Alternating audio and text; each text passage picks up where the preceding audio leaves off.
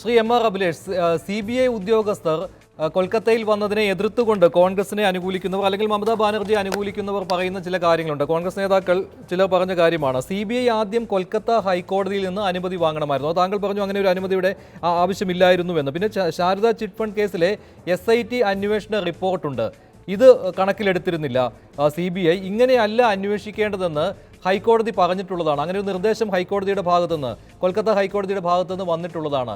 ഇതെല്ലാം നിയമപരമായി നിലനിൽക്കുന്ന കാര്യമാണോ? പ്രതിരോധം തീർക്കുന്നതിന് വേണ്ടിയുള്ള വാദങ്ങളാണ്.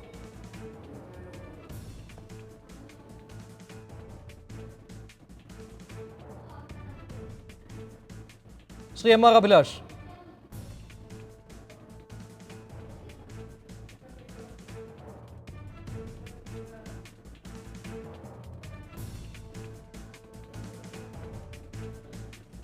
ശ്രീ NK പ്രേമചന്ദ്രൻ, ഇപ്പോൾ 26 ദിവസം നീണ്ട ഒരു ധർണ നടത്തിയിട്ടുണ്ട് ഇതേ മെട്രോ ചാനലിൽ മമതാ ബാനർജി 2006-ൽ.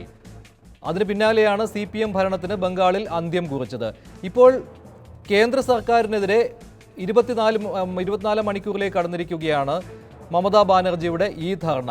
ഇതൊരു ജീവൻ മരണ പോരാട്ടം എന്ന നിലയിലേക്ക് പോവുകയാണ് മമതാ ബാനർജിയുടേത്. പക്ഷേ ഇവിടെ വിജയം മമതാ ബാനർജിക്ക് അനുകൂലമായി വരികയാണെങ്കിൽ ബംഗാളിൽ 40 സീറ്റുകൾ ഉണ്ടല്ലോ, അതിൽ 35 സീറ്റെങ്കിലും നേടാനാകുമെന്ന് തൃണമൂൽ കോൺഗ്രസ് കരുതുകയാണ്.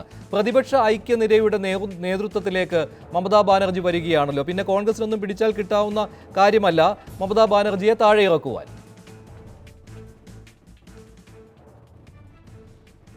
ഇതിപ്പോ മമതാ ബാനർജി ദേശീയ രാഷ്ട്രീയ രംഗത്ത് നരേന്ദ്രമോദിക്ക് ബദലായി വരുമോ എന്നുള്ള പ്രശ്നത്തിൻ്റെ ഒന്നും അടിസ്ഥാനത്തിലല്ല പ്രതിപക്ഷ നേതൃനിരയിൽ നിന്ന് പൊതുവെ മമതാ ബാനർജിക്ക് അനുകൂലമായ നിലപാടുണ്ടായിട്ടുള്ളത്. അതാണ് ഞാൻ നേരത്തെ പറഞ്ഞത്. കഴിഞ്ഞ വെള്ളിയാഴ്ച ചേർന്ന CPM അടക്കമുള്ള 21 രാഷ്ട്രീയ പാർട്ടികൾ, പ്രതിപക്ഷ രാഷ്ട്രീയ പാർട്ടികൾ ചർച്ച ചെയ്ത 3 വിഷയങ്ങളിൽ പ്രധാനപ്പെട്ട വിഷയം മിസ്യൂസ് ഓഫ് CBI ഉൾപ്പെടെയുള്ള കാര്യങ്ങളായിരുന്നു. CBI അടക്കമുള്ള സ്ഥാപനങ്ങളെ, കേന്ദ്ര ഗവൺമെന്റിന്റെ അന്വേഷണ ഏജൻസികളെയും ഭരണഘടനാ സ്ഥാപനങ്ങളെയും രാഷ്ട്രീയ പ്രതിയോഗികളെ വകവരുത്താൻ വേണ്ടി ദുരുപയോഗം ചെയ്യുന്നു, അതിനെതിരായി അതിശക്തമായ നിലപാട് സ്വീകരിക്കണമെന്നുള്ള പൊതുസമവായമായിരുന്നു 21 രാഷ്ട്രീയ പാർട്ടികൾ പങ്കെടുത്ത പ്രതിപക്ഷ പാർട്ടികളുടെ യോഗത്തിൽ ഉയർന്നു വന്ന പ്രശ്നം. ഇവിടെ ശ്രീ KK രാഗേഷ് സംസാരിച്ചപ്പോൾ തന്നെ അദ്ദേഹം കൃത്യമായി സൂചിപ്പിക്കുകയുണ്ടായി, കഴിഞ്ഞ ദിവസം നടന്ന അറസ്റ്റുമായി ബന്ധപ്പെട്ട സംഭവങ്ങളും ഒക്കെ ഇപ്പോൾ ഉയർന്നു വന്നത് BJPയുടെ വരുതിക്ക് നിൽക്കാൻ മമതാ ബാനർജി തയ്യാറാകാതിരിക്കുകയും ഒരു പ്രതിപക്ഷ നേതൃത്വ ഐക്യനിര വളർത്തിക്കൊണ്ടുവരാൻ വേണ്ടിയിട്ടുള്ള പരിശ്രമങ്ങളിൽ തയ്യാറാകുകയും ചെയ്തതിൻ്റെ കൂടി പശ്ചാത്തലത്തിലാണ് ഇപ്പോൾ ഈ കേസ് കുത്തിപ്പൊക്കി കൊണ്ടുവന്നത് എന്നുള്ളത് ശ്രീ KK രാഗേഷ് സമ്മതിക്കുമ്പോൾ തന്നെ അതിനെ സ്വാഭാവികമായും എതിർക്കുന്നു എന്നുള്ളതാണ് കോൺഗ്രസ് ആയാലും ആരായാലും സ്വീകരിക്കുന്ന പൊതുവായിട്ടുള്ളൊരു സമീപനം. അതുകൊണ്ട് അവരുടെ രാഷ്ട്രീയമായ നിലപാടിനോടോ അല്ലെങ്കിൽ ശാരദാ തട്ടിപ്പ് കേസുമായി ബന്ധപ്പെട്ട പ്രതികളെ സംരക്ഷിക്കണമെന്നോ അന്വേഷിക്കരുതെന്നോ ആരും പറയുന്നില്ല. അതാണ് ഞാൻ നേരത്തെ പറഞ്ഞത്, എനിക്ക് പൂർത്തീകരിക്കാൻ കഴിഞ്ഞത്. നാളെ സുപ്രീം കോടതിയിൽ CBI എസ്റ്റാബ്ലിഷ് ചെയ്യട്ടെ. ഈ പറയുന്ന പോലീസ് കമ്മീഷണർ നേരത്തെ ഇതുമായി ബന്ധപ്പെട്ട പ്രത്യേക അന്വേഷണ സംഘത്തിന്റെ തലവനായിരുന്നു. ഈ കേസ് അവിടെ അന്വേഷിച്ച SITയുടെ സ്പെഷ്യൽ ഇൻവെസ്റ്റിഗേഷൻ ടീമിന്റെ തലവനായിരുന്നു. അദ്ദേഹം എവിഡൻസ് ടാമ്പർ ചെയ്യാൻ വേണ്ടിയിട്ടുള്ള പരിശ്രമങ്ങളോ അറ്റംപ്റ്റോ നടത്തിയിട്ടുണ്ട് എന്ന് CBIക്ക് ഒരു പീസ് ഓഫ് എവിഡൻസ് എങ്കിലും ഉണ്ടെങ്കിൽ അത് നാളെ സുപ്രീം കോടതിയിൽ ഹാജരാക്കിയാൽ പ്രശ്നം തീർന്നു. അങ്ങനെയാണെന്നുണ്ടെങ്കിൽ ആരും ന്യായീകരിക്കാൻ പോകുന്നില്ല മമതാ ബാനർജിയെ. ഇവിടെ വളരെ വ്യക്തമാണ്, കൃത്യമാണ്. പ്രതിപക്ഷ നേതാക്കൾ എത്ര പേർ, നേരത്തെ ശ്രീ വിഷ്ണുനാഥ് കുറെ ഉദാഹരണങ്ങൾ പറഞ്ഞു. കർണാടക സംസ്ഥാനത്ത് BJPക്ക് ബദലായി ഒരു മതേതര ജനാധിപത്യ ഗവൺമെന്റ് ഉണ്ടാക്കുന്നതിന്റെ പ്രധാനപ്പെട്ട ചാലകശക്തിയായി ശ്രീ DK ശിവകുമാർ പ്രവർത്തിച്ചു എന്നതിന്റെ പേരിൽ അദ്ദേഹത്തിന്റെ പേരിൽ എൻഫോഴ്സ്മെന്റ് ഡയറക്ടറേറ്റിന്റെ പേരിൽ കേസ്. ഇന്നല്ലെങ്കിൽ നാളെ അദ്ദേഹം അറസ്റ്റ് ചെയ്യപ്പെടും. ശ്രീ P ചിദംബരം ശക്തമായിട്ടുള്ള നിലപാട് സ്വീകരിച്ച് BJPക്കെതിരായി രംഗത്ത് വന്നപ്പോൾ ചിദംബരത്തിനെതിരായിട്ട് കേസ്, അഖിലേഷ് സിംഗ് യാദവിനെതിരായിട്ട് കേസ്, അരവിന്ദ് കെജ്രിവാളിനെതിരായിട്ട് കേസ്. അപ്പൊ വളരെ വ്യക്തമായി മുൻപ് ഒരു കാലഘട്ടത്തിലും ഇല്ലാത്ത രൂപത്തിൽ ബ്ലാൻഡൻ മിസ്യൂസ് ഓഫ് CBI അതാണ് ഇന്ന് ഈ രാജ്യത്ത് നടക്കുന്നത്. അലോക് വർമ്മ എന്ന് പറയുന്ന ഡയറക്ടർക്ക് ഇപ്പോൾ എന്ത് സംഭവിച്ചു? അതാണ് ഞാൻ നേരത്തെ പറഞ്ഞല്ലോ, റിട്ടയർ ചെയ്യുന്ന ദിവസം ഇന്ററിം ഡയറക്ടർ ആയിട്ടുള്ള ശ്രീ നാഗേശ്വർ റാവു റിട്ടയർ ചെയ്യുന്ന ദിവസം പുതിയ ഡയറക്ടർ ചുമതല എടുക്കുന്നതിന് മുമ്പ് വളരെ തിടുക്കത്തിൽ ഇത്തരത്തിലൊരു നീക്കം നടത്തിയതിന്റെ പിന്നിൽ രാഷ്ട്രീയമുണ്ടെങ്കിൽ ആ രാഷ്ട്രീയമായി പ്രതിപക്ഷ നേതാക്കളെയും പ്രതിപക്ഷ പാർട്ടികളെയും ഇല്ലായ്മ ചെയ്യാൻ വേണ്ടി CBI ഉൾപ്പെടെയുള്ള കേന്ദ്ര അന്വേഷണ ഏജൻസികളെ ദുരുപയോഗം ചെയ്താൽ അതിനെയാണ് ഞങ്ങൾ എതിർക്കുന്നത്. ശരി, ഞാൻ ഇടപെടുകയാണ്. ശ്രീ എം ആർ അഭിലാഷ്, ശ്രീ പ്രേമചന്ദ്രൻ പറഞ്ഞതിൽ മറ്റൊരു കാര്യം കൂടി ഉണ്ടല്ലോ. ഇപ്പോൾ അലോക് വർമ്മയുടെ കാര്യം പറഞ്ഞപ്പോൾ അലോക് വർമ്മയ്ക്കെതിരെ നടപടിയെടുത്തപ്പോൾ ഞാൻ ഇടപെടുകയാണ്. Shri NK Premachandran, Shri M R Abhilash, Alok വർമ്മയ്ക്കെതിരെ നടപടിയെടുത്തപ്പോൾ CBIയെ തകർക്കുന്നു എന്ന വിമർശനം ഉന്നയിച്ചവർക്ക് CBIയെ പ്രവർത്തിക്കാൻ അനുവദിക്കുന്നില്ല എന്ന് പറഞ്ഞുകൊണ്ട് മറുപടി നൽകുവാനായിരിക്കുമല്ലോ കേന്ദ്ര സർക്കാർ ശ്രമിക്കുക. മാത്രമല്ല, ഇക്കാര്യത്തിൽ നിയമപരമായ പോരാട്ടത്തിൽ വളരെ കരുതലോടെ ആയിരിക്കുമല്ലോ കേന്ദ്ര സർക്കാരിൻ്റെ നീക്കം. സുപ്രീം കോടതിയെ വെല്ലുവിളിച്ചു എന്ന രീതിയിൽ ഈ വാദം ഉയർത്തുവാനും കേന്ദ്ര സർക്കാരിന് കഴിയുമല്ലോ ഇപ്പോൾ.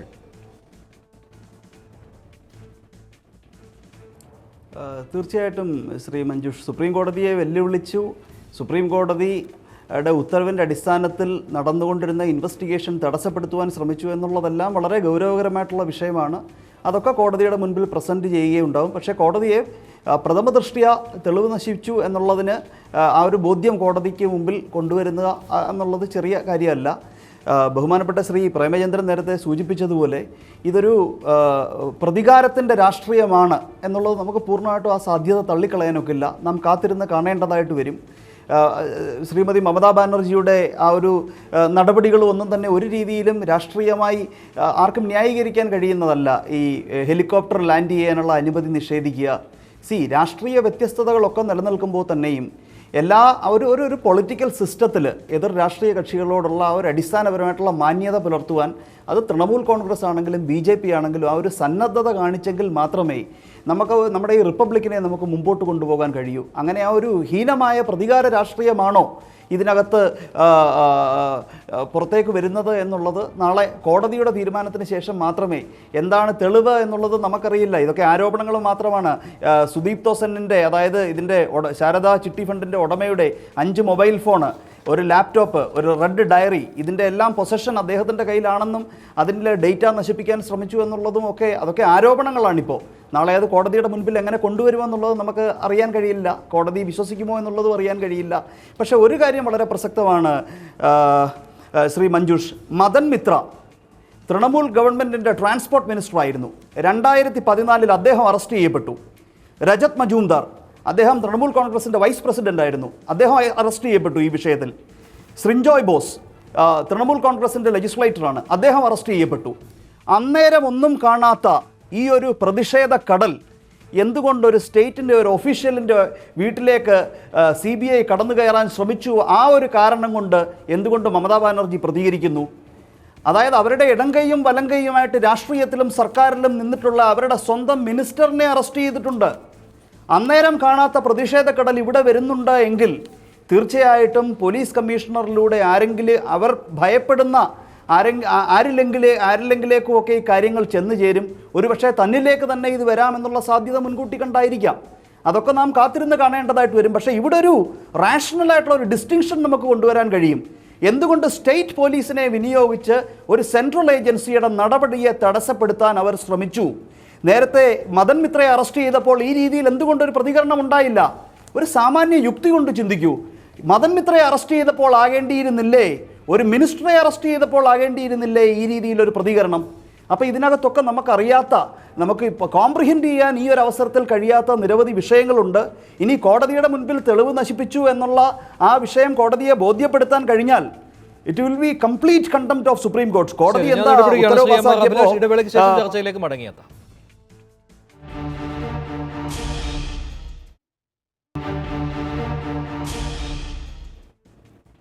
ശ്രീ NK പ്രേമചന്ദ്രൻ, സുദീപ് ബന്ദോപാധ്യായ, തപസ് പാൽ, ഒടുവിൽ മദൻ മിത്ര, ഇവരെ ചിട്ടിത്തട്ടിപ്പുമായി ബന്ധപ്പെട്ട് അറസ്റ്റ് ചെയ്തപ്പോൾ മമതാ ബാനർജി ഇങ്ങനെ ഒരു പരാക്രമം കാണിച്ചില്ല. ഒരു പോലീസ് കമ്മീഷണറെ സംരക്ഷിക്കാൻ വേണ്ടി തെരുവിലിറങ്ങി. ഇതാണ് ചൂണ്ടിക്കാണിക്കുന്നത്. ഇക്കാര്യം MR അഭിലാഷ് പറഞ്ഞ ഈ കാര്യം ഇന്ന് പ്രകാശ് ജാവദേക്കറും ചൂണ്ടിക്കാണിച്ച കാര്യമാണ്. എന്തിന് മമതാ ബാനർജിയുടെ ഈ തിടുക്കം? അതും സംശയത്തിന് നിഴലിൽ അവരെ കൊണ്ടുവന്ന് എത്തിച്ചിരിക്കുകയാണ്. അതാണ് രാഷ്ട്രീയം എന്ന് ഞാൻ സൂചിപ്പിച്ചത്. ഇപ്പോൾ തെരഞ്ഞെടുപ്പ് അടുത്തിരിക്കുന്നു. ലോക്സഭാ തെരഞ്ഞെടുപ്പ് പടിവാതിക്കൽ എത്തി നിൽക്കുന്നു. പ്രതിപക്ഷ പാർട്ടികളെ ഐക്യപ്പെടുത്തുന്നതിൽ ഇന്ന് വളരെ പ്രധാനപ്പെട്ട ഒരു പങ്ക് വഹിക്കുന്നത് തൃണമൂൽ കോൺഗ്രസ് ആണ്. അതുകൊണ്ട് തന്നെ തൃണമൂൽ കോൺഗ്രസിനെ ഇപ്പോൾ കൈകാര്യം ചെയ്യുക എന്ന ഒരു രാഷ്ട്രീയ ലക്ഷ്യത്തോടു കൂടി തന്നെയാണ് യുദ്ധകാലാടിസ്ഥാനത്തിൽ സംസ്ഥാന ഗവൺമെന്റിന് കേവലമായിട്ടുള്ള ഒരു അറിയിപ്പ് പോലും നൽകാതെ ഒരു വലിയ സന്നാഹവുമായി ഞാൻ നേരത്തെ സൂചിപ്പിച്ച പ്രത്യേക രാഷ്ട്രീയ പശ്ചാത്തലത്തിൽ അവർ റെയ്ഡ് ചെയ്യുന്നു. അവരതിനെ രാഷ്ട്രീയമായി തന്നെ പ്രതിരോധിക്കുന്നു എന്ന് കണ്ടാൽ മതി. ഞാൻ പറയുന്നില്ല അതൊന്നും ഭരണഘടനാനുസൃതമാണ് എന്ന് ഞാൻ പറയുന്നില്ല. കാരണം പോലീസ് ഉദ്യോഗസ്ഥന്മാർ ധർണയിരിക്കുക, സംസ്ഥാനത്തിൻ്റെ മുഖ്യമന്ത്രി തന്നെ പ്രത്യക്ഷമായി സമരരംഗത്തിറങ്ങുക, BJP ഏതു തരത്തിലുള്ള രാഷ്ട്രീയമാണോ സംസ്ഥാനത്തോട് കാണിക്കുന്നത് അതേ തരത്തിൽ തന്നെ അവരും പ്രതികരിക്കുന്നു എന്ന് കൂട്ടിക്കൊണ്ടാൽ മതി. ഇത് രണ്ടും 100% ശരിയല്ല, നിയമാനുസൃതമായി ഭരണഘടനാപരമായി ശരിയായിട്ടുള്ള സംവിധാനമല്ല.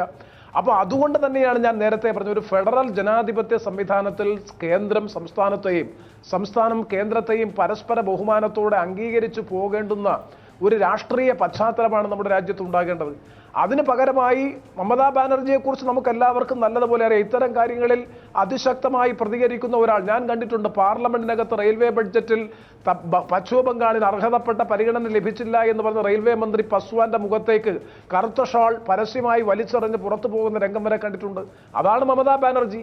ആ മമതാ ബാനർജി മറ്റു സംസ്ഥാനങ്ങളെ പോലെയല്ല, കുറെ കൂടി കടുത്ത രൂപത്തിൽ പ്രത്യക്ഷത്തിൽ തന്നെ പ്രതികരിക്കുന്നു എന്ന് കൂട്ടിക്കൊണ്ടാൽ മതി.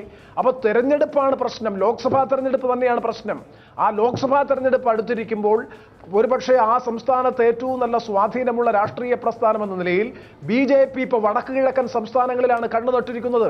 അവർക്ക് ഉത്തരേന്ത്യൻ സംസ്ഥാനങ്ങളിൽ നഷ്ടപ്പെടുന്ന സീറ്റുകൾ കോമ്പൻസേറ്റ് ചെയ്യാൻ പശ്ചിമ ബംഗാൾ ഉൾപ്പെടെയുള്ള വടക്ക് കിഴക്കൻ സംസ്ഥാനങ്ങളെ ലക്ഷ്യമാക്കി നടത്തിക്കൊണ്ടിരിക്കുന്ന പ്രവർത്തനത്തിന്റെ ഭാഗമായി മമതാ ബാനർജിയെയും തൃണമൂൽ കോൺഗ്രസിനെയും കൈകാര്യം ചെയ്യേണ്ടത് അനിവാര്യമാണ് എന്ന രാഷ്ട്രീയ ലക്ഷ്യത്തോടു കൂടി നടത്തിയ നീക്കം ശ്രീ NK പ്രേമചന്ദ്രൻ സമയം അവസാനിപ്പിച്ചു. അതുകൊണ്ടാണ് കേന്ദ്രവും മമതാ ബാനർജിയും നടത്തുന്ന ഈ രാഷ്ട്രീയ നീക്കങ്ങളിൽ നിയമവിജയം ആർക്കായിരിക്കും? ഇത് സുപ്രീം കോടതിയിൽ നാളത്തെ നടപടികൾ നിർണായകമാക്കുകയാണ്. സൂപ്പർ പോയിന്റ് അവസാനിക്കുന്നു. ചർച്ചയിൽ പങ്കെടുത്ത എല്ലാവർക്കും നന്ദി. ഇനി വക്രദൃഷ്ടി.